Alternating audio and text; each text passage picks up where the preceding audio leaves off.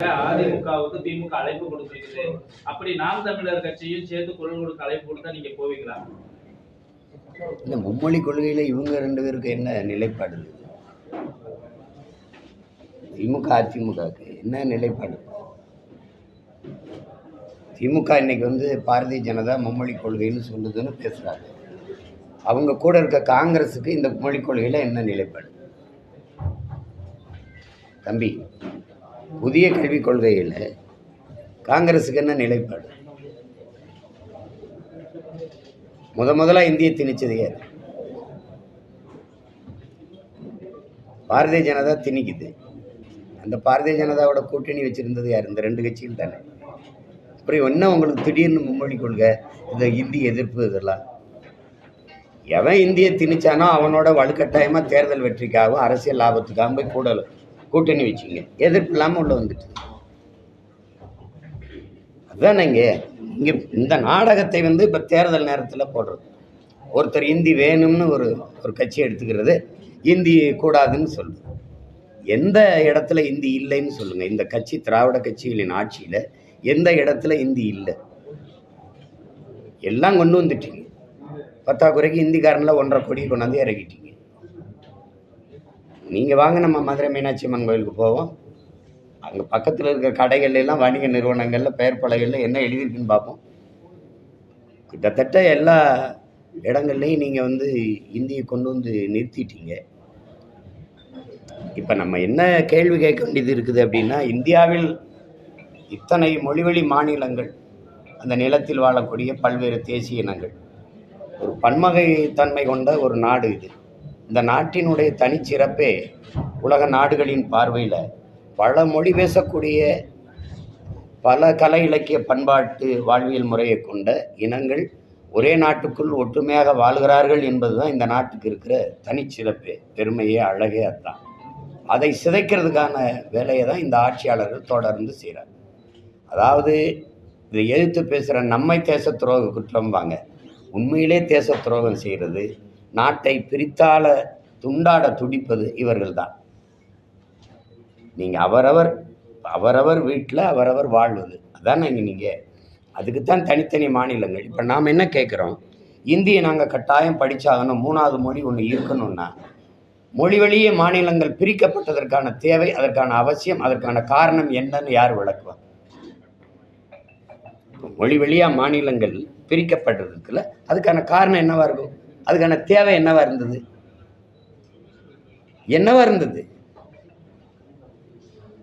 ஒரே மொழி, நாடங்கள் இந்தி. இந்தியாவில் இத்தனை மொழி இருக்கும்போது நான் ஏன் அந்த இந்தியை மட்டும் படிக்கணும்? ஏன் நான் தெலுங்கு படிக்கக்கூடாது? நான் ஏன் வங்காளம் படிக்கக்கூடாது? நான் ஏன் போஜ்பூரி, மகாராஷ்டிரா, இந்த மணிப்பூர் இதெல்லாம் நான் ஏன் படிச்சுக்க கூடாது? ராஜஸ்தானிலாம் தனி மொழி தானே, பீகாரி தனி மொழி, பஞ்சாபி தனி மொழி, அதையெல்லாம் நான் ஏன் படிச்சுக்கூடாது?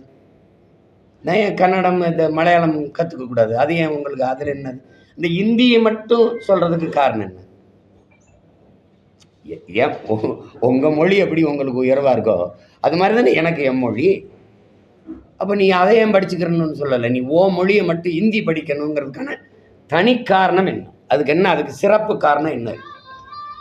இந்த மும்மொழி கொள்கையில் ஏன் எம்மொழி தமிழ் இல்லை? ஏன் கன்னடம் இல்லை? ஏன் தெலுங்கு இல்லை? இந்த கேள்விக்கு பதில் இருக்கா இல்லையா? யாரு இந்த நாட்டின் இறையாண்மையை, ஒருமைப்பாட்டை சிதைப்பதற்கு வேலை செய்கிறதுன்னு மட்டும் நீங்கள் அறிவார்ந்த பெருமக்கள் ஆழ்ந்து சிந்திக்கணும். இது பல மொழி பேசக்கூடிய இன மக்கள் இணைந்து வாழக்கூடிய ஒரு ஐக்கியம், ஒரு ஒன்றியம். அதை ஒரே மொழியை நீங்கள் வச்சு அதில் கொண்டு வர்றதுங்கிறது இந்த நாட்டை கூறு போட துண்டாட துடிக்கிற வேலை. அந்த முதல்ல அதை விடணும். இங்கே யார் இந்தி கற்கலைன்னு அவசியப்படும் போது விரும்பினால் கற்கிறார்.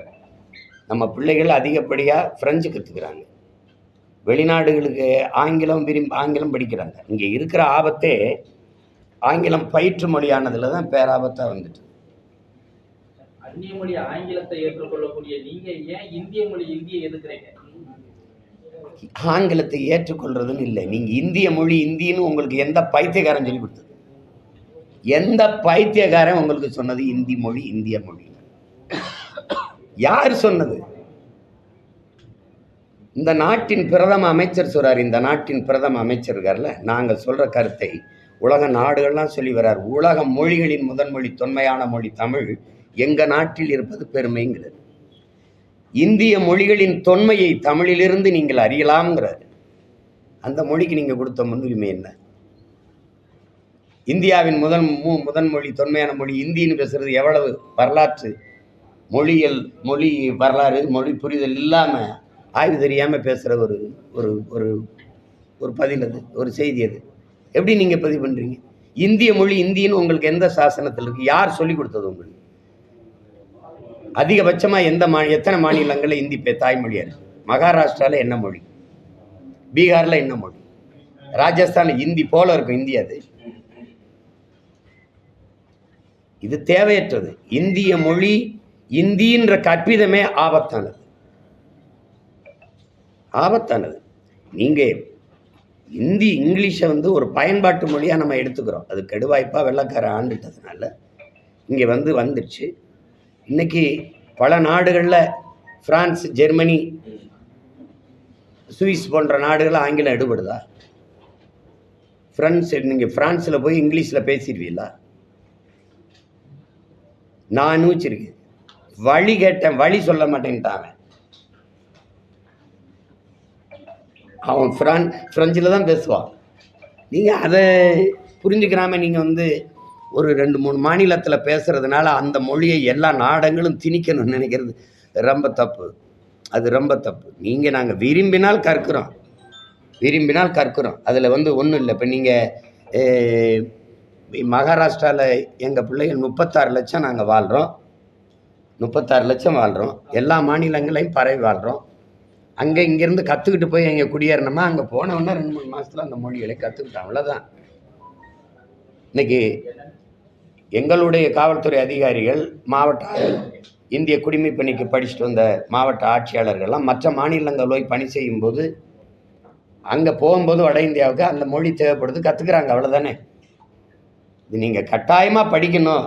அது இந்திய மொழி, அது மும்மொழி கொள்கையில் அது ஒரு கொள்கை மொழியாக இருக்குதுங்கிறத ஒருபோதும் ஏற்க முடியாது. அது தேவையற்ற சிக்கலை உருவாக்கும். இந்த திராவிடர்களை நீங்கள் நம்பாதீங்க. இது இந்த தேர்தலுக்காக நடிக்கும். நீங்கள் இந்த சிக்கலை அன்னைக்கே முற்றுப்புள்ளி வச்சுருந்துருக்கணும்.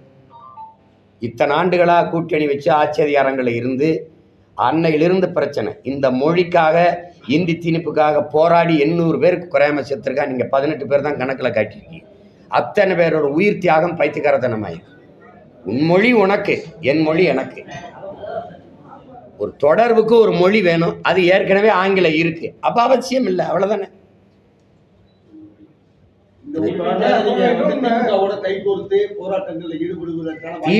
திமுகவை தனித்து நின்று நான் இந்தி திணிப்புக்கு எதிராக பேரணி நடத்தினேன்.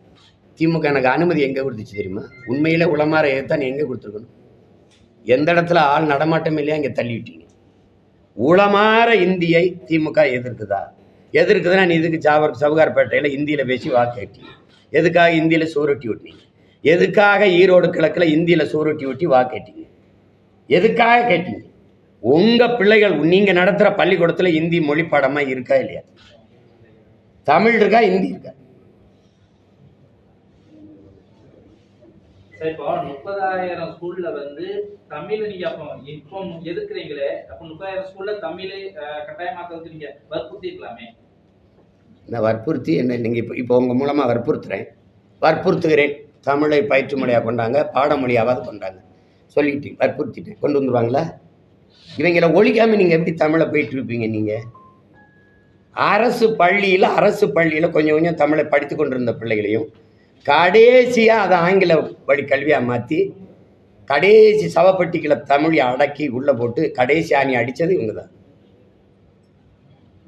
கல்வியை தனியார் முதலாளிகளுக்கு விற்றுவிட்டு அவன் வியாபாரம் பண்ணுறவன் எதை படிக்கிறது? மக்களுக்கு ஒரு மோகம் இருக்குது. ஆங்கிலம் ஒரு மொழி, அது அறிவல்லங்கிற புரிதல் இல்லை. அது லாங்குவேஜ் தானே ஒழிய அது நாலேஜ் இல்லைங்கிற புரிதல் இல்லை. அதனால இங்கிலீஷ் படிக்கிறதுன்ட்டு அதில் ஒரு மோகத்தில் எல்லாரும் தனியார் பள்ளிகளை நோக்கி படையெடுக்க அரசு பள்ளியில் கூட தமிழ் படிக்கிறதுக்கு வாய்ப்பு இல்லாமல் போச்சு. தமிழ் பயிற்று மொழியாக இருந்தது, ஆங்கிலம் பயிற்று மொழியாகி தமிழ் பாடமொழியாக மாறிச்சு. அப்புறம் தமிழ் விருப்ப மொழியாக மாறிச்சு. எந்த தமிழனும் விரும்பாமல் போயிட்டான்.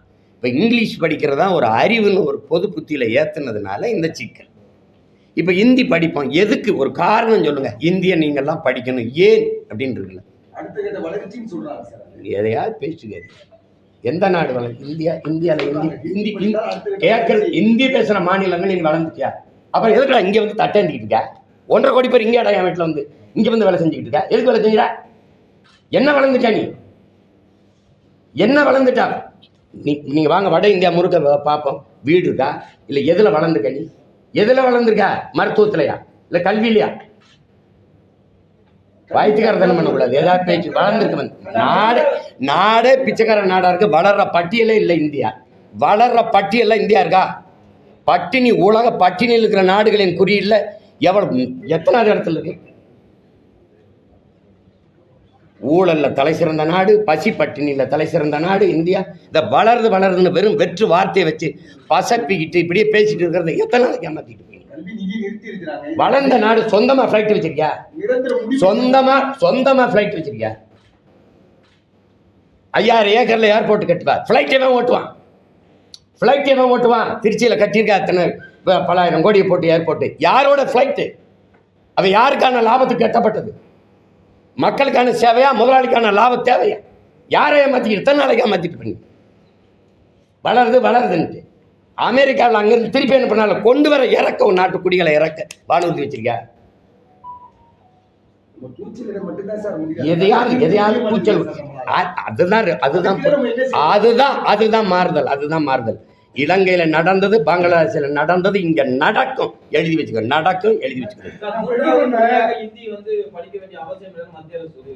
மூன்றாவது மொழியா ஹிந்தி படிக்கணும். ஹிந்தி தான் படிக்கணும்னு அவசியம் இல்லைன்னு சொல்லி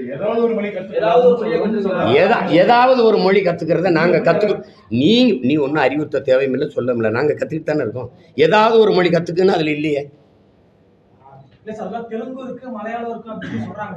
ஆப்ஷனலா தான் சொல்றாங்க. ஹிந்தி கட்டாயமா படிக்கணும்னு சொல்றாங்க. ஏதாவது ஒரு லாங்குவேஜ் அப்படி சொல்றாங்க. யார்? அவங்க தானே.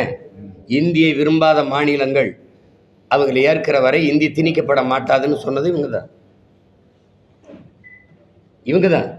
அதை நீங்கள் சொல்ல வேண்டியதில்லை தம்பி. நாங்களே கற்றுக்குவோமே, எங்களுக்கு தேவைன்னா கற்றுக்குவோமே. ஏதாவது ஒரு மாநிலத்தை சண்டை போட்டால் ஏதாவது ஒரு மொழி அப்படிம்பீங்க. அப்புறம் இன்னொன்று, மதவாதத்துக்கு எதிர்த்து தான் கட்சி ஆரம்பிச்சிருக்கீங்க. வெச்சராஜாவை வந்து அறிகிறவங்களும் சொல்றீங்க. அப்புறமா வந்து தமிழரசி வந்து உங்க டீம் பார்ட்னர் சொல்லியிருக்காங்க. நீங்க மறுபடியும் சொல்லி தமிழரசன் புள்ளிய பரப்பு அறிக்கை விட்டுருக்காங்க. எப்படி பாருங்க? யாரு? அதுதான் நீங்கள் முழுமையாக கேட்கணும், ஏதாவது சொல்லணும். இப்போ நம்ம என்ன கேட்குறோம்னா, பிரசாந்த் கிஷோர் பாண்டே ஏன் கொண்டு வர? நீ ஆரிய எதிர்ப்பு, பிராமண எதிர்ப்பு, தம்பி என்ன கேளுங்க. நீங்கள் தான் கேள்வி எழுப்புனீங்க. எதிர்ப்பு உள்ளவர் இந்த பாண்டேங்கிறவர் பீகாரிய பிராமணன். நீ திராவிட அரியணையில் உட்காரவே அவன் வந்து தான் உனக்கு வியூகம் வகுத்து தர வேண்டியது இருக்கு. எதுக்கு அவனை கூட்டி வர? அப்போ நான் என்ன கேட்குறேன், உனக்கு பீகார் பிராமணன் பாண்டே தான் வேணும்னா இங்கேயே பிறந்து வளர்ந்த ஒரு பாண்டே இருக்கான் என் தம்பி, அவனை பயன்படுத்த என்ன? அங்கே இருந்து ஒரு பிராமணர் பாண்டையை கூட்டிகிட்டு வந்து நீ பிராமண எதிர்ப்புன்னு பூச்சாண்டியன்னா அவன்னா எங்களுக்கு தெரியாமல் போயிடும். மறுபடியும் பாருங்க, இந்த பாண்டே இந்த பிரசாந்த் கிஷோர் விட்டு இப்போ ராபின் சர்மான்னு ஒரு வட இந்தியர் வராரு இந்த தேர்தலுக்கு வேலை செய்ய. இதுக்கு தான் நான் என்ன சொன்னேன், ஏயா நீ வெளியூர்ல இருந்து பாண்டே சர்மாலாம் கூட்டிகிட்டு வர, இங்கேயே பாண்டே இருக்காரு ரங்கராஜ பாண்டே, இங்கேயே சர்மா இருக்காரு ஐயா ஹரிஹர ராஜா சர்மா, நம்ம ஐயா ராஜா, அவங்கள பயன்படுத்து. நீ அந்த ஊருக்காரனோட இந்த ஊருக்காரனுக்கு விவரம் தெரியும், அவனுக்கு தெற்கு வடக்கும் தெரியாது, முக்கு முடுக்கு தெரியாது, இவனுக்கு எல்லாம் தெரியும் அப்படின்னு சொல்லி அதுக்காக தான் சொன்னது. நீங்கள் சீமா அப்படி சொல்லிட்டார், ஏய் ஒழுங்காக கேள்றா பைத்தியக்கார எதையாவது சொல்லணும். டீம் பார்ட்னர்னு அம்மா சொல்கிறாங்க. இப்போ என்ன சொல்கிறாங்க, மொழி கொள்கையில் என்னைய எப்படி சொல்கிறாங்க, என்ன பார்ட்னர்னு சொல்கிறாங்க. அந்த நேரத்தில் அவங்க பேசுவாங்க. நான் வந்து அப்பா இவர் நம்ம அப்பா பாஷா மரணத்துக்கு போனோம்ல, அப்போ இவங்கெல்லாம் எனக்கு எதிராக ஓட்டு பொறுக்கிகள்னு பேரணி கூட்டம்லாம் நடத்துனாங்கல்ல, அப்போ நீங்கள் இவங்கெல்லாம் எனக்கு ஆதரவாக வந்தாங்களா? பெரியார் கோட்பாடுகளை எதிர்த்து நான் பேசணுன்னு அவங்க நாங்கள் வந்து பெரியாரை நாங்களே எதிர்க்கிறோம், அவரும் எதிர்க்கிறாருன்றாங்க. அதுக்கு சொல்ல வந்தது அது. அதனால் பார்ட்னர் ஆயிடுவோன்னா நான் தான் போய் தினம் கைகுலிக்கு நான் தான் டெல்லியில் ஒரு அலுவலகம் திறக்கிறேன் வாங்க திறந்து வைங்க அதெல்லாம் கூப்பிட்டுட்டு இருக்கேன்னா சார், அதாவது உங்கள் கொள்கையின் மூலமாகவும் உங்களுடைய கொள்கையை முன்னெடுத்து மேடைக்கு மேல ஊரு திரிந்து நல்லா பேச்சாற்றுறது மூலமா இளைஞர்கள் பெரிதும் கவர்ந்து இப்போ ஒரு நடிகர் அந்த இளைஞர்கள் ஃபுல்லா அரசியல்ல கவரக்கூடிய ஒரு விதம் என்பது இருக்கு. இதனால இளைஞர்களுடைய அந்த பங்களிப்பு நம்மளுடைய கட்சியில குறைவதற்கான வாய்ப்பு இருக்கு. இப்படிலாம் கிடையாது. நீங்கள் ஒரு நடிகர் ஒரு நடிகருடைய ரசிகராக இருப்பவர் என்னை தேட மாட்டார். நான் பலமுறை சொல்லிட்டேன். நீங்கள் பொழுதுபோக்கு தளத்தில் தலைவரை தேடுகிறவர்கள் என்னை தேட மாட்டாங்க. போராட்ட களத்தில் தனக்கான தலைவனை தேடுகிறவர் யாரோ அவங்க தான் என்னை தேடுவாங்க. விளங்குதுன்னு நினைக்கிறேன். அதனால அதை போய் பேசிக்க வேண்டியதில்லை. இப்போ தம்பி விஜய்னா அவருடைய ரசிகர்கள், அவரை நேசிக்கக்கூடியவர்கள் என்னை பின்தொடர மாட்டாங்க. அது வேற. அதுக்காக போய் பயந்துக்கிட்டு பேசிகிட்டு இருக்க முடியாது. அது அப்போ எங்கள் அண்ணன் கமலஹாசன் வரும்போது கூட தான் போனாங்க. இப்போ ஒவ்வொருத்தர் வரும்போதும் போவாங்க. ஆனால் எனக்குன்னு இருக்கிற நாங்கள் எடுத்து வைக்கிற அரசியல் கோட்பாடுகளை இதுதான் சரியாக இருக்கும், இதுதான் இந்த நாட்டுக்கு மக்களுக்கும் தேவை அப்படின்னு நினைக்கிறவங்க எங்களை பின்தொடருவாங்க. அதில் போட்டு ஒவ்வொருத்தரும் உங்களுடைய பார்வையில கமலஹாசன் மாதிரி விஜயும் பின்னடைவாவதற்கான வாய்ப்பு இருக்கா, இல்ல ஓரளவுக்கு எழுந்து அரசியல் களத்துல போராடி ஜெயிக்க வாய்ப்பு? நம்ம ஒரு களத்தில் நின்று போர் செய்யும்போது அவர் தொய்வடைவாரா, அவர் பலகீனம் அடைவாரா, அவர் பின்னடைவாரா நின்று நம்ம சண்டை செய்ய முடியாது. நம்ம முழு ஆற்றலையும் பயன்படுத்தி நம்ம செய்கிற போரை, அந்த சண்டையை மூர்க்கமாக செஞ்சு முன்னேறி போயிட்டே இருக்கணும். நாங்கள் எந்த மாதிரி சூழலில் இந்த இயக்கத்தை உருவாக்கணும் அப்படிங்கிறத நீங்கள் பார்க்கணும். பல தடவை நான் விளக்கிட்டேன். நான் இன்னொரு தடவை சொல்கிறேன். லட்சக்கணக்காக என் இன மக்கள் கொன்றொழிக்கப்பட்ட போது அந்த பிணக்குவியிலிருந்து பிரசவிக்கப்பட்ட மக்கள் நாங்கள் கண்ணீரிலும் இரத்தத்திலும் கருக்கொண்டவர்கள். தாலாட்டில் வளராமல் என் இனச்சொந்தங்கள் கத்திய கதறல் வைத்த ஒப்பாரி ஓலத்தில் வளர்ந்தவர்கள். அதனால் எங்களுடைய காயம் பெரிது, நாங்கள் இழந்தது பெரிது. கச்சத்தீவு, காவிரி நதிநீர் உரிமை, முல்லை பெரியாற்று உரிமை, எங்கள் நிலத்தின் வளங்கள் எல்லாம் களவு போய் கொண்டிருக்கிற காலகட்டத்தில் என்ன செய்கிறதுன்னு தெரியாமல் நான் ஒரு கட்சியில் இருந்தேன், இவர் ஒரு கட்சியில் இருந்தார். எல்லா இந்த அரசியல்கள், இந்த தலைமைகள் எங்களுக்கானது என்று நம்பி இருந்தபோது கடைசியாக முற்று முழுதாக கைவிடப்பட்டு ஏமாற்றப்பட்டு வீழ்த்தப்பட்ட இடத்தில் இது நமக்கான அரசியல் இல்லை. அப்போ நமக்கான மூச்சுக்காற்றை நாமே சுவாசிப்பது போல, இனி நம்ம உணவை நாமே எடுத்து உண்பது போல, நமக்கான உரிமையை இனி நாம் தாண்டா போராடி பெறணுங்கிற போது என்னைய மானிய உணர்வு கொண்ட ஒவ்வொரு இளைஞர்களும் ஒன்றிணைந்து இந்த படையை உருவாக்கணும். இதனால் நீங்கள் மற்ற இயக்கங்களோடு எங்களை போய் ஒப்பிட்டு ஏன் நான் இன்றைக்கி நான் வைத்திருக்க வாக்கு விழுக்காட்டுக்கு யாரோட கூட்டணி போனாலும் பெரிய வியாபாரம் பண்ணி பிழைக்கலாம்ல, முன்னாடியே போயிருக்கலாம்ல. 2 விழுக்காடு 1 விழுக்காடு வச்சுருக்கவங்களெல்லாம் கூட்டணியில் சீட்டு நோட்டும் கொடுக்குற கட்சிகள் என்னை கூப்பிட்ருப்பாங்களா இல்லையா சொல்லுங்கள். நான் போயிருக்கேனா பற்றியில்? ஏன்னா நான் இந்த நோட்டுக்காக சீட்டுக்காக வந்தவன் இல்லை, இந்த நாட்டுக்காக இந்த மக்களுக்காக வந்தேன். என் முன்னோர்கள் தூக்கி சுமந்த கனவு எங்கள் கையளிக்கப்பட்டிருக்கு. என் முன்னோர்கள் இப்போது கடந்த காலங்களில் செய்த வரலாற்று தவறை நாங்கள் செய்திடக்கூடாதுன்னு நினைக்கிறோம். வந்தவங்களெல்லாம் திருப்பி போய் இந்த இந்திய திராவிட கட்சிகள்கிட்ட சரணடைஞ்சு மறுபடியும் ஒப்புக்கு சும்மா இந்திய எதிர்க்கிறோம் இதை ஒவ்வொரு கட்டம் தான் எதிர்க்கிறாங்க. இப்போவும் தொடருது பாருங்கள். 60 வருஷம் கழித்து மறுபடியும் அதே நிலையில் நிற்குது. இன்னும் கச்சத்தீவை மீட்க நாங்கள் போராடுவோம். இப்போ விட்டுட்டாங்க, ஏன்னா நான் அதை பேசுகிறதுனால அது அவன் வேலை அவன் பார்த்து பண்ணிட்டு விட்டு போயிட்டாங்க. இதெல்லாம் ஒரு ஒப்புக்கான நாடகம்.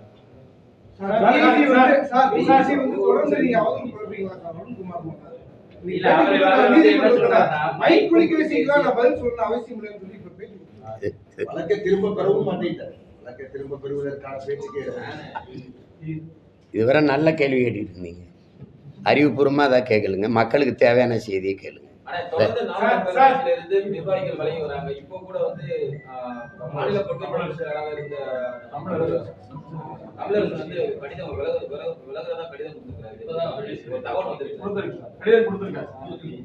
அது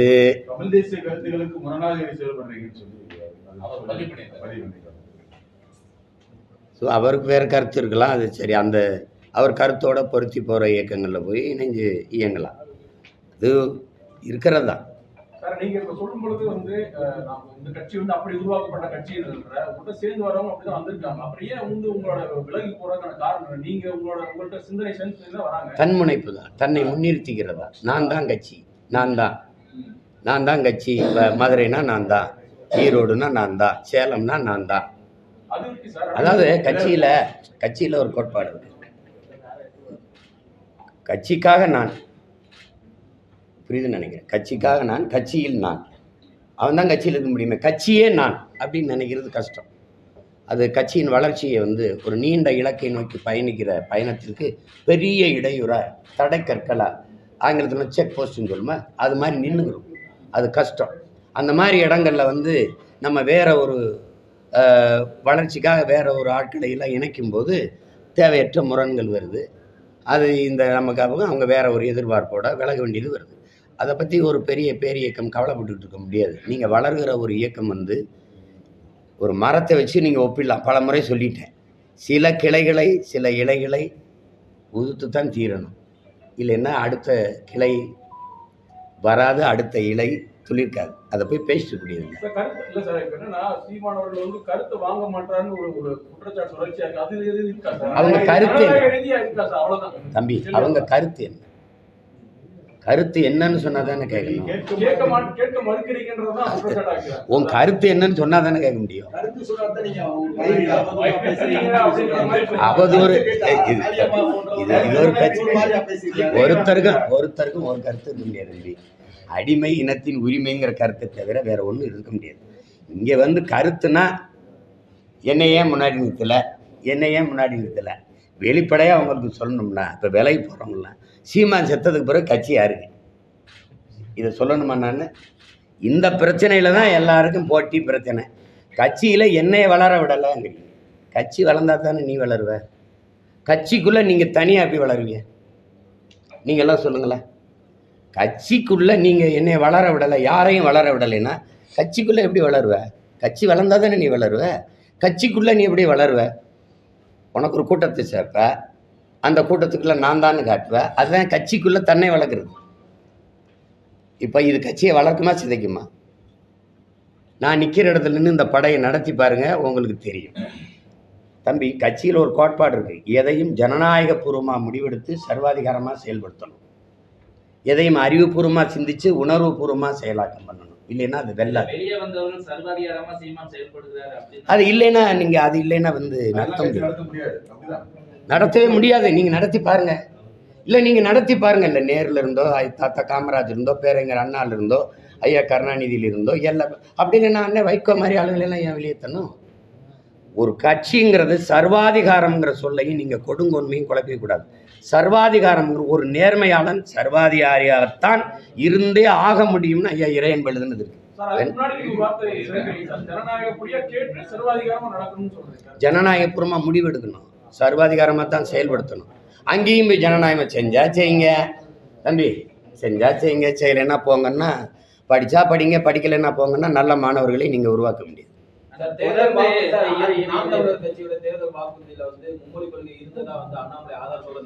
அதுதான் அவரை சரியா படிக்க சொல்லியிருக்கேன். அவரை படிக்க சொல்லியிருக்கேன். எடுத்தவொடனே மொழிக் கொள்கையில கொள்கை மொழி தமிழ்னு போட்டிருக்கு. எனக்கு மட்டும் இல்லை, ஒவ்வொரு தேசியனத்திற்கும் கொள்கை மொழி அவரவர் தாய்மொழி.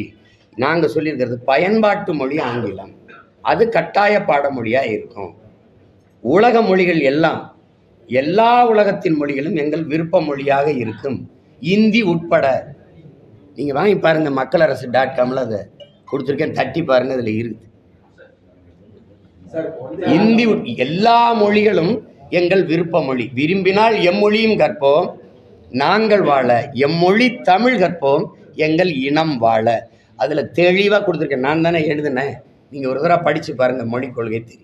வட மாநிலத்துக்கு போனா ஹிந்தி தெரியலன்னா வந்து சாப்பிட முடியாது, பஸ்ல பயணிக்க கூட முடியாதுன்னு சொல்லி இங்கே ஹிந்தி தெரிஞ்சுக்கிட்டு வரானா அவன் எப்படி எங்கள் ஊரில் சோறு திங்கிறானா வேற எதுவும் திங்கிறானா? நீங்கள் சோறு திங்கிறது கக்கூஸ் போகிறதுக்கெலாம் ஒரு மொழியை கற்றுக்கிற சொல்றீங்க. அவர் சொல்றாரு, இதை விட்டு வெளியில் போனால் கக்கூஸ் போக முடியாதுன்னு. அப்போ ஹிந்தி கற்றுக்கிறது கக்கூஸ் போகத்தான். இந்தியின் தேவை கக்கூஸ் போகிறதுக்கு தானே தம்பி ஹிந்தி கற்றுக்கிறது. என்ன தம்பி நீங்கள் விளையாட்டு பண்ணிட்டு இருக்கிறீங்க? தேவைன்னா கற்றுக்க போகிறோம். வட மாநிலத்தில் போய் வாழணும்னு என்ன, ஏய் நீதாப்பா அங்கேருந்து வண்டியாக இறக்கி விடுற, தொடர் வண்டியில் நிற்க முடியாத அளவுக்கு இறங்கி வந்து ஒரு நாளைக்கு 3000 4000 என் மண்ணில் இறங்கிட்டு இருக்கானா, நான் போய் அங்கே இறங்கிட்டு இருக்கேன். சொல்லுங்கள், நீங்கள் சொல்லுங்கள். இல்லை அவன் தமிழ் கற்றுக்கிட்டு தான் வரானா? தம்பி, நாங்கள் வட இந்தியாவில் ஹிந்தி கற்றுக்காமல் போனால் சோறு திங்க முடியாது, கழிவறை போக முடியாது, ஒன்றும் பண்ண முடியாது. சில பேர் சொல்கிறாங்க ஹிந்தி கற்றுக்கலைன்னா பானிபூரி கூட வாங்கி திங்க முடியாது. அப்படி என்ன அந்த பூரியை வாங்கி திங்க வேண்டியிருக்கு? என்ன நீ வந்து எங்கள் ஊரில் சோறு தின்றுவ, வேலை பார்த்துருவ தமிழ் படிக்காமல், ஆனால் நான் வந்து ஹிந்தி படிக்காமல் ஒரு வர முடியாது. இது தமிழ் மேல விருப்பம் இல்லை சார். தமிழை பழகிக்கிறா சார், தமிழை நல்லா பேச ஆரம்பிச்சிருக்கோம் சார். நம்ம ஹிந்தி பழக மாட்டோம் சார், ஹிந்தி பேச மாட்டோம் சார். நீங்கள் வேற எதையாவது நீங்கள் எதாவது பேச்சுக்கிறது என் கூட வாங்க, என் கூட வாங்க. அங்கே போய் இங்கே வாங்க, உணவு விடுதியில் போய் சாப்பிட்டுக்கிட்டு இருக்கும்போது அவன் ஒருத்தன் வாரான், வட இந்தியன்னு தெரியுது, பானிகராக ஜல்தி ஆரோ, இவன் எங்கால் அவன் தமிழ் கற்றுக்கிறான்றீங்க. ஒரு தடவை ஒரு விடுதியில் போய் வண்டியை நிறுத்திட்டு போனேன். 2 மாதத்துக்கு முன்னாடி எங்கால் நான் பின்னாடி எடுக்கிறேன், பின்னாடி வண்டியை நிறுத்துக்கன்னா பார்த்துக்கிறேன்னா 2 மாதம் விட்டு போகிற காடி கராகங்கிறான். யார் அவன்? அவன் அங்கே இருந்த எங்கால காண வேற ஒருத்தர் காடி கராக நிறுத்திட்டான்.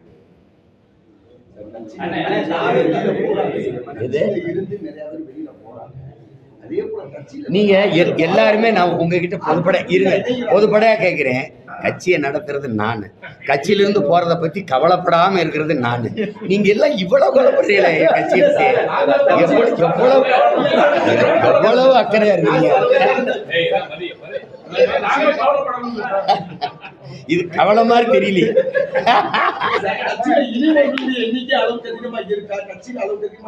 ஒரு நாள் உறுப்பினர் சேர்க்கை முகாம் போட்டோம். பெரிய விளம்பரம் செய்யல, ஒன்றும் செய்யல. 10,500 பேர் நேரடியாக சேர்ந்தாங்க. வலைத்தளத்தில் ஒரு 10,000 பேர் சேர்ந்தாங்க. ஒரு நாளில் சேராமையா நீங்கள் இவ்வளோ பெரிய வளர்ச்சியை தொடரும். நீங்கள் சேராமல் நீங்கள் கள்ள ஓட்டு போட்டீங்க, ஓட்டுக்கு காசு கொடுத்தீங்க, எல்லாம் பண்ணீங்க. நான் கட்டுத்தொகை வாங்கக்கூடாதுன்னு முடிவெடுத்துட்டீங்க. அதனால் போதை இதோட நிப்பாட்டணும்னு நீங்கள் எண்ணி சொல்லலை இல்லையே.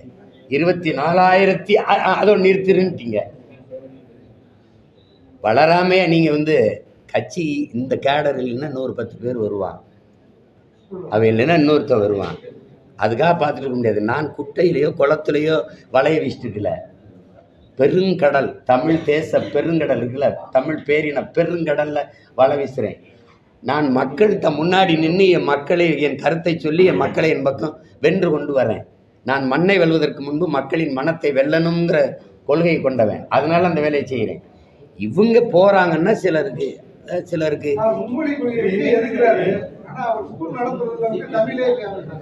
அவர் கூட சிபிஎஸ்இ பள்ளி நடத்துறாரு, அது தெரியல. தம்பி பள்ளிக்கூடம் தானான்னு கூட அது தெரியல எனக்கு. அது தெரிஞ்சுட்டு தான் சொல்றேன். தொடர்ந்து உங்களை அந்த வருண ஐபிஎஸ் தொடர்ந்து சீண்டிக்கிட்டே இருக்காரு. அதுக்கு என்னதான் பதிலடி கொடுக்கணும்? அவருக்கு என்ன பதிலடி கொடுக்கணும்? அவர் என்னை சீன்றதுனால தான் அவர் அந்த இடத்துல இருக்காரு. மைக்கு புலிகேசின்னு ஒரு தேவையில்லாத ஒரு வார்த்தையெல்லாம் போட்டுருக்காரு. நீங்கள் என்கிட்ட கேட்குறீங்க, ஒரு பொறுப்புள்ள காவல்துறை அதிகாரியின் வேலையா? திமுகவின் மாவட்ட செயலாளர்கள்லாம் கூட ஒழுங்காக இருக்கும்போது நீ இதே ஏன் பேச்சுக்கான்னு நீங்கள் கேட்கணும். நான் ஏதாவது பேசுனா நீங்கள் அப்படி பேசுகிறாரு இப்படி பேசுகிறாருன்றீங்க. தேவையில்லாத ஒரு போலீஸ் அதிகாரி அந்த வேலையை தான் பார்க்கணுமே ஒழிய ஒரு கட்சிக்காரன் மாதிரி திருப்பி சீண்டிக்கிட்டு இருந்தா அப்போ வெறி வருமா வராதா? நீங்களே பாருங்கள். நீங்கள் அவரை தானே போய் கேட்கணும். உன் வேலை என்னையா அதை பாரியானு. இத்தனை காவல்துறை அதிகாரிகள் இருக்கும்போது, இவ்வளவு ஐபிஎஸ் அதிகாரிகள் இருக்கும்போது இவர் மட்டும் இந்த வேலையை தொடர்ச்சியாக செஞ்சுக்கிட்டு இருக்காரு. அதை நீங்கள் கேட்க மாட்டேங்கிறீங்களே, என்னையே கேட்டுக்கிட்டு இருக்கீங்க. நான் உங்கள் முன்னாடி உட்காந்து பதில் சொல்கிறதுனாலயா? அவரை கேளுங்க, என்னையா பழக்கம், என்னையா அப்படி பண்ணிட்டு இருக்காங்கன்னு. உயர் காவல்துறை அதிகாரிகள் நடவடிக்கை எடுக்கணும். ஆட்சி அதிகாரத்திற்குங்க கேட்கணும். அவங்க தான் அனுமதிக்கிறாங்க, பேச சொல்கிறாங்க, அவரை திருப்பி இழுத்து விடுறாங்க. அதுக்கு தான் அவருக்கு பதவி உயர்வு கொடுக்குறாங்க, அவர் அதே இடத்துல இருக்க வைக்கிறாங்க. அவர் ஒரு அரசாங்கம் நடத்துவார். நீங்கள் எங்கே வழக்கு போடுங்க எங்கள் கட்சிக்காரர் மேலே, அங்கே இருக்கிற ஒருத்தரை சொல்லி அங்கே ஒரு வழக்கு போட சொல்லி தூக்கிட்டு போயிடுவாப்புல. போனவொடனே செல்ஃபோனை பறிச்சுடுவாப்புல. அவருக்கு வேலையே செல்ஃபோன் திருடுறது தான். அப்புறம் அதுக்குள்ளே இருக்கிற அந்த குரல் பதிவுகளை திருடுறது தான். நீங்கள் இந்த பத்திரிகையாளர்கள்லாம் அந்த அண்ணா பல்கலைக்கழக தங்கச்சி அந்த பாலியல் வன்கொடுமையில் வந்து அந்த இதுக்காக அந்த பத்திரிகையாளர்கள் அலைபேசியை வாங்கினவுடனே நீங்கள் அவ்வளோ கோவப்பட்டீங்களே. இதுவரை 14 அலைபேசியை எங்கள் பிள்ளைகளுடைய அலைபேசியை எடுத்து வாங்கியிருக்கோம். அப்போல்லாம் நீங்கள் கோவப்பட்டிருந்தீங்கன்னா நியாயமா?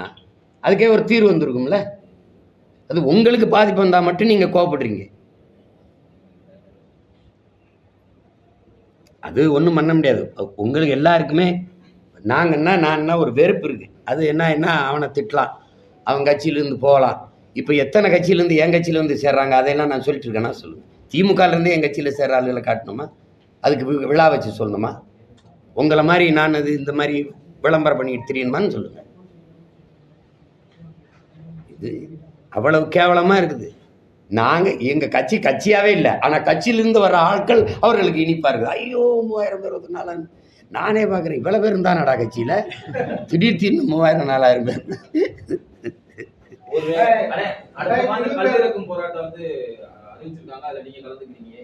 நான் கலந்துக்கல, எனக்கு நேரம் இல்லை, அது சொல்லிட்டேன். ஏற்கனவே கலந்துக்கிட்டேன், நேரம் இல்லை, வேற யாராவது கட்சிக்காரங்களா அனுப்புறேன்.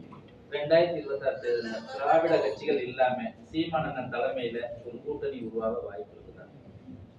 யார் வருவான்னு சொல்லுங்க, நான் சேர்த்துக்கிறேன். இருங்க யார், அதாவது இங்க பாருங்க, யார் வருவா எப்படின்னா, இங்க அரசியல் எப்படி கட்டமைக்கப்பட்டிருக்குன்னா, காசு கொடுக்காம வாக்கு வாங்க முடியாது, பணம் இல்லாமல் அரசியல் செய்ய முடியாது, அப்போ ஓட்டு காசு கொடுத்தா பெற முடியுங்கிற பெரிய கட்சிகளே அதை உருவாக்கி வச்சுட்டதுனால எங்கூட வந்தால் எனக்கு அவங்களுக்கு கொடுக்கவும் காசு இல்லை, வாக்கு கொடுக்கவும் காசு இல்லை. அப்படிங்கும்போது இப்போ நான் 36 லட்சம் வச்சுருக்கேன் அப்படின்னா, இதை பல மடங்கு உயர்த்தி காட்டினா காசு கொடுக்காமலும் வாக்கை பெற்றுற முடியும், வென்ற முடியும், அரசியல் செய்ய முடியுங்கிற நிலையை நான் உருவாக்கினேன்னா மற்ற கட்சிகளுக்கு நம்பிக்கை வரும், என் கூட வருவாங்க. இல்லைன்னா நீங்கள் என்ன பண்ணுவாங்கன்னா, அது எதுக்கு நம்ம கட்சியை காப்பாற்றணும், இப்போ நம்ம ஜெயிக்கிற பக்கம் இருக்கணும், அப்படிதான் எல்லாரும் நினைப்போம். வந்தா கூட்டிட்டு வாங்க, நம்ம கட்டி தெளிவு தெளிவு அரவணைச்சு சேர்த்துக்கலாம். ஒரு கட்சி அமல்படுத்த முடியாது, இருக்க முடியுமா? என் மேலே நீங்கள் இவ்வளவுலாம் அக்கறை வச்சுருப்பீங்கன்னு நான் நினைக்கல. உங்கள் பேரன்புக்கு நன்றி. அதிகாரத்துக்கு போன கட்சிகள் செய்த ஒரு நன்மை சொல். நீங்கள் போய் நன்மை செய்யுங்க நான் சொல்கிறேன். நான் போகிறேன். யார் இப்போ நபிகளார்கிட்ட கேட்குறாங்க, நீங்கள் இந்த தீமை எப்படி ஒழிப்பீங்க நபிகள் நாயகம் அவர்களேன்?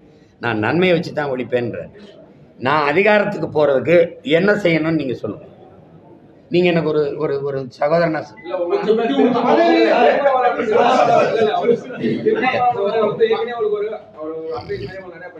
நீங்க இப்படி பொதுமக்களிடம் நீங்க கட்டி ஒரு குரலை உயர்த்துறதை விட பார்லிமெண்ட்லயோ சட்டசபையிலயோ நீங்க போய் குரலை உயர்த்துனீங்கன்னா மக்களுக்கு தேவையானதை நீங்க நல்லாவே போட்டாவே செய்யலாம்னு சொல்லி அருமையா சொல்லிட்டீங்க. நீங்க சொல்றீங்க அண்ணன் 2 தடவை 3-4 தடவை எப்ப 2 உறுப்பினர் வச்சிருக்கிறாரு.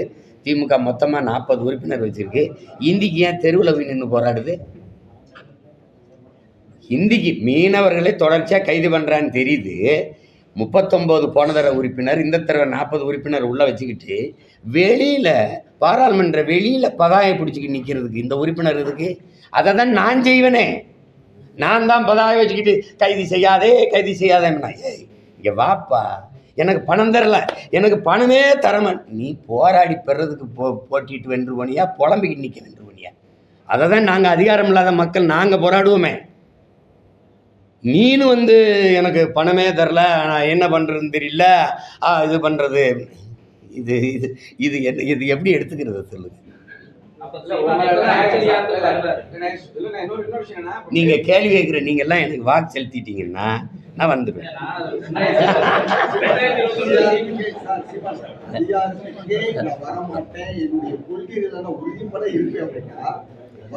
நீங்க என்ன ஒரு கேள்வி அவருக்கு, அதிகாரத்துக்கே நான் வரமாட்டேன் அப்படிலாம்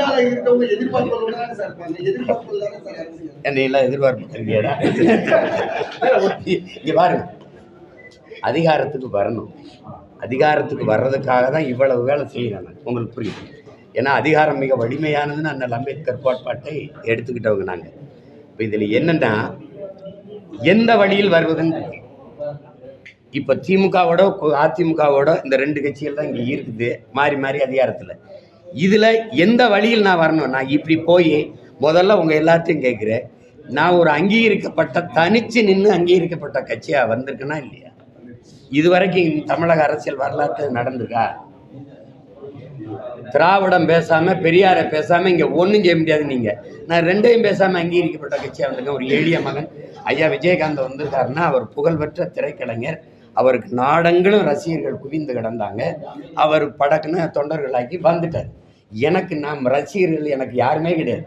ஒரு மகனாக வந்து வந்து கத்தி கத்தி இந்த 8 ஆண்டு கால அரசியல் 8 ஆண்டு ஆயிடுச்சு சேர்த்து எனக்கு ஒரு சின்னமாக இல்லை. ஒரு நேரம் ஒன்று கொடுப்பாங்க, ரெட்டை மெழுகுவர்த்தியும் கொடுப்பாங்க, அப்புறம் அது போய் சேரும் டபக்குன்னு எடுத்துக்கிட்டு. இந்த விவசாயம்லாம் எப்படி தெரியுங்களா? இது ஒன்றும் சரியில்லை, இதில் ஏதாவது இருக்குதா பாருங்கள், தட்டி பாருங்கன்னொன்னே அதில் இந்த கரும்போட ஒரு விவசாயி இருந்து கண்ணா கிசான்னு ஒன்று கொடுத்தான். சரி இதை குடியான்னு வந்து நான் தான் அதை விவசாயின்னு ஆக்கி கொண்டு போனேன். 6 தேர்தலாக போட்டிக்கிட்டேன், இடைத்தேர்தல் மற்றது இல்லை. படக்குன்னு அதை எடுத்துக்கிட்டு விட்டு மைக்குன்னு ஒரு சின்னத்தை வந்து நான் வேட்பாளர் அறிவிக்கும் போது கூட எனக்கு சின்னம் கிடையாது, கடைசியாக கொடுத்தாங்க. அது மைக்குன்னு கொண்டு போனேன் ஒரு சின்னத்தை. அங்கீகரிக்கப்பட்ட சின்னம் கை, தாமரை, ரெட்டலை, உதயசூரியன் இதெல்லாம் வந்துடுது. எனக்கு 8வது பெட்டியில் இருக்குது என் மைக்கு.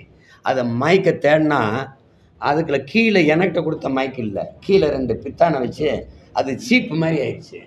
அதை தேடி 36 லட்சம் பேர் வாக்கு செலுத்தி இந்த மகனை, எளிய மகனை, யாரும் பெரிய வேட்பாளர் இவர் ஐயா பொன்முடி மகன், இவர் ஐயா துரைமுருகன் மகன், இவர் இந்த மகன் அப்படிலாம் ஒன்றும் கிடையாது. சாதாரண பிள்ளைகளுக்கு வாக்கு செலுத்திருக்காங்கன்னா என் மக்கள் எவ்வளோ மகத்தானவர்கள்னு பாருங்கள். அதனால் இது அதிகாரத்துக்கு வரணும்னா எப்படி வரணும்னு இருக்குது. நீங்கள் முருங்கை மரம் இந்த மரத்தை தேடுறீங்க, நான் ஏன் ஆலமரம் அரச மரமாக இருக்கக்கூடாது? கொஞ்சம் மெதுவாக தான் வளர்றேனே, உங்களுக்கு என்ன பிரச்சனை? இருங்க. தம்பி அழைத்த விஜய் உங்களை கூட்டணிக்கு அழைத்தா போய் கூட்டணியில் வாய்ப்பு இருக்கா? அதிகாரத்தை கைப்பற்றுறதுக்கு கூட்டணி அமைப்பீங்களா?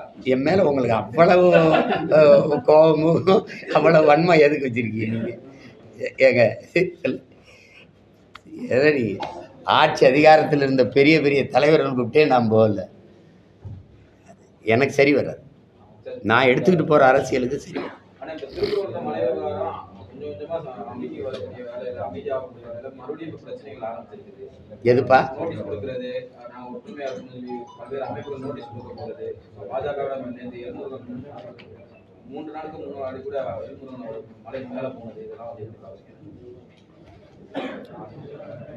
இல்லை, நம்ம வந்து நமக்கு நிறைய பிரச்சனைகள் இருக்குது. இதில் பல 100 ஆண்டுகளாக வழிபட்டு வந்த ஒரு வழிபாட்டு தலம் அது.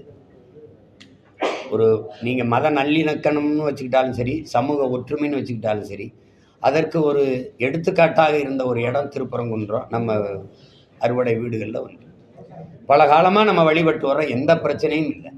ஒரு பொது கேள்வி இங்கே கொஞ்சம் கேளுங்க, இங்கே வழிபடுகிற இங்கே இருக்கிற இஸ்லாமியர்கள் முதல்ல யாருன்னு பேசி முடிவெடுத்தணும். அப்போ அது யாருன்னு முதல்ல சொல்லுங்கள். அவ்வளோ பேர் இது சொந்தக்காரங்க தான், நம்ம சொந்தக்காரன், நம்ம இரத்த உறவுகள். ஒரு வழிபாட்டுக்காக ஒரு மார்க்கத்தை ஏற்று மாறி இருக்கிறாங்க, அந்த கோட்பாட்டை கொள்கையை ஏற்று போகிறாங்க. அதில் இதுவரை என்ன பிரச்சனை வந்திருக்கு?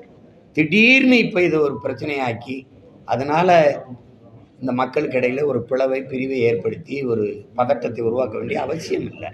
அரசு நினச்சிருந்தா அரை நொடியில் அதை தடுத்திருக்கலாம். அரசு திட்டமிட்டு இப்படி ஒரு பிரச்சனையை விரும்பிச்சு அதை விரும்பி உருவாக்குச்சுன்னு நான் குற்றஞ்சாட்டுறேன்.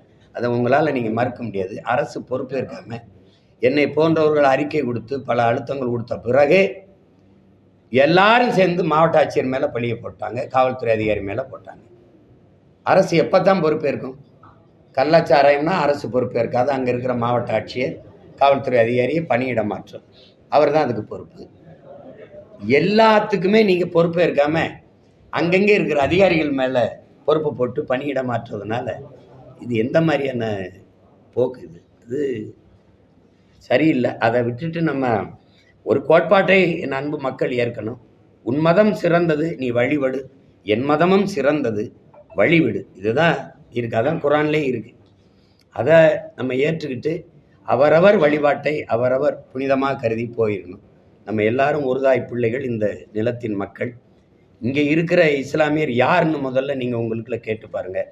இப்போ என் தம்பி எங்கடா ஹக்கீம், என் தம்பி ஹக்கீம், நம்ம அம்மா நான் தான் திருமணம் பண்ணி வச்சேன். எங்கள் அப்பா முஸ்லீமு, எங்கள் அம்மா வந்து வேறு சமயத்தை சார்ந்தவங்க. சரிவாதி சொந்தங்கள் வேறு சமயத்தில் இருக்காங்க, சரிவாதி சொந்தங்கள் இஸ்லாத்தில் இருக்காங்க. என் தலைமையில் தான் திருமணம் நடந்தது. இதை எப்படி எடுத்துக்கிறீங்க? இப்போ எங்கள் அப்பா இளையராஜா நீங்கள் சொல்கிற நீங்கள் சொல்கிற வச்சுருக்கீங்க, இந்துனே வச்சுக்கிறீங்க. என் தம்பி கொஞ்ச நாளைக்கு முன்னாடி இஸ்லாத்தை ஏற்றுட்டான், யுவன் சங்கர். இதை எப்படி எடுத்துக்கிறது? என் அன்பு சகோதரன் ரஹ்மான் வந்து இஸ்லாத்தை ஏற்றார், ஆனால் என் தம்பி ஜி பிரகாஷ் இன்னும் அங்கேயே இருக்கான். இதை எப்படி எடுத்துக்கிறது? நாங்கள்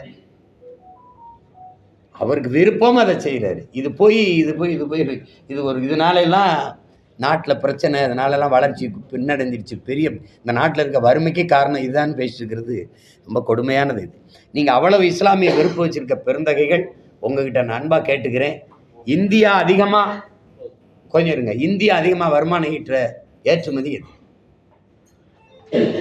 மாட்டுக்கறி. பிரதமரே சொல்கிறார், beef export Hindustan is number 1 அந்த மாட்டுக்கறியை எந்த நாட்டுக்கு ஏற்றுமதி செய்யும்?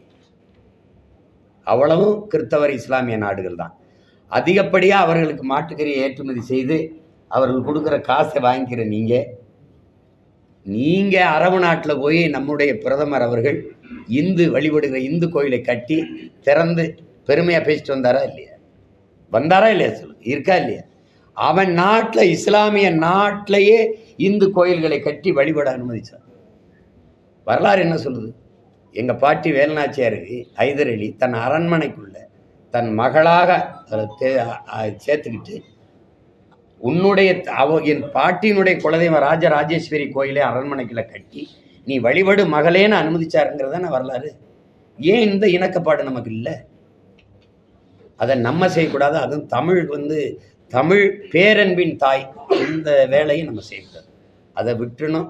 அதை தாண்டி நமக்கு நிறைய வேலைகள் இருக்குது. எத்தனையோ ஆண்டுகளாக நேற்று ஒரு மசூதியை கட்டி இன்னைக்கு போய் கந்திரியாக்க போனாங்கன்னா அது என்ன இப்படி நடக்குதுன்னு சொல்லலாம். பல 100 ஆண்டுகளாக இருக்குது. அனுமதித்த மக்கள் நம்ம திடீர்னு அதை எடுத்துக்கிட்டு இதுக்குள்ளே போய் பிரச்சனையை பண்ணிகிட்டு இருக்கிறது அது நல்லா இல்லைன்னு நான் நினைக்கிறேன். வேற ஏதாவது கேள்வி இருக்கா?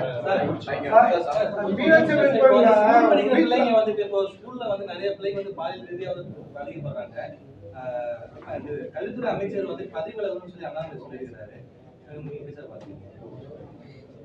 இல்லை, இந்த கடந்த காலங்களில் இல்லாத ஒரு செய்தியாக இது அடிக்கடி வர்றதை நீங்கள் பார்க்குறீங்க. சில செய்திகள் வெளியில் வருது, பெரும்பாலான இந்த செய்திகள் மறைக்கப்படுது. அப்படியே வந்தாலும் உடனடியாக அதை திசை திருப்பி மூடி மறைக்கப்படுது. பள்ளிகளுக்கு கல்லூரிகளுக்கே நம்ம பிள்ளைகள் பாதுகாப்பாக சென்று படிக்க முடியல. அதுவும் பயிற்றுவிக்கிற ஆசிரியர் பெருமக்களாலேயே அந்த தொல்லை நிகழுது. அப்படின்னா இது ரொம்ப பேராபத்தான கொடும்போக்கு. இதை தொடக்கத்திலே கண்டிக்கலைன்னா ரொம்ப கஷ்டமாயிடும். அது காரணம் உங்களுக்கு நிறைந்த போதை வந்துடுச்சு. இது வெறும் திரவம் அது மட்டும் இல்லாமல் இந்த கஞ்சாவின் கொக்கைன், இந்த ஸ்டாம்ப் வடிவத்தில் அஞ்சல் தலை வடிவத்தில் இருக்கிற மாத்திரைகள், இதெல்லாம் வந்துட்டது ஒரு காரணம். அதுபோக கல்வி அறிவையும் அறத்தையும் போதிக்கிற ஒழுக்கத்தையும் போதிக்கிறதுன்னு இல்லாமல் போதிக்கிற இடத்துலையே நமக்கு பெரும் பாதிக்கிற இடமா மாறிடுச்சு. அது அரசு கவனத்தில் எடுத்து செய்யணும். அது என்ன செய்வாங்கன்னு தெரியலையே. மீனாட்சி அம்மன் கோயில்கிட்ட ஒரு குலசாமி கோயில் கடை வச்சிருக்காரு வீட்டில். அவர் வீட்டில் அந்த வீடியோ வைரல் ஆயிருக்கு. அதை போய் போலீஸ் விசாரணை பண்ணிருக்காங்க. அவர் வீட்டில் வெட்டினது இதுக்கெல்லாம் போவாங்க. நீங்கள் காங்கேயத்தில் நம்ம விவசாயிகள் ஆடு மாடு வளர்க்குறாங்க. இந்த தெருநாய்கள் இப்போ எல்லா தெருநாய்களும் அப்படி இல்லை, அது வெறிநாய்களாக மாறிடுச்சு. காரணம் கசாப் கடையில் நிறைய அந்த கறிகளை தின்னு அந்த வாடகையில் அதிலே உணவாக்கி ஆடுகளை நீங்கள் பார்த்துருப்பீங்க, வலைவெளியில் இருக்குது. கடித்து கொதறி பல 100 ஆடுகளை, இதுவரை 900 ஆடுகளை கொண்டிருக்கு. மாடுகளை கடித்து சேதப்படுத்திடுது, மடுவை திமிழெல்லாம் கடித்து சேதப்படுத்திடுது. அந்த வெறிநாய்களை அப்புறப்படுத்தி அங்கே விவசாயிகளுக்கு பாதுகாப்பு கொடுக்க முடியல. அற்ப நாய்கிட்ட இருந்து கூட நம்மளை பாதுகாக்க முடியல இந்த அதிகாரத்தால், இந்த காவல்துறையால். அப்போ நீங்கள் இதை விட்டுவிட்டு அவர் கோயிலுக்கு அவர் வீட்டில் வெட்டினது, கோயில் வாசலில் வெட்டினா கூட ஏன் அப்படி வெட்டிட்டாங்கன்னு சொல்லலாம். அவர் வீட்டில் வெட்டுறதுக்கு நம்ம போய் விசாரிக்கிறதில்ல, அது அவசியமற்றது. நன்றி, மகிழ்ச்சி.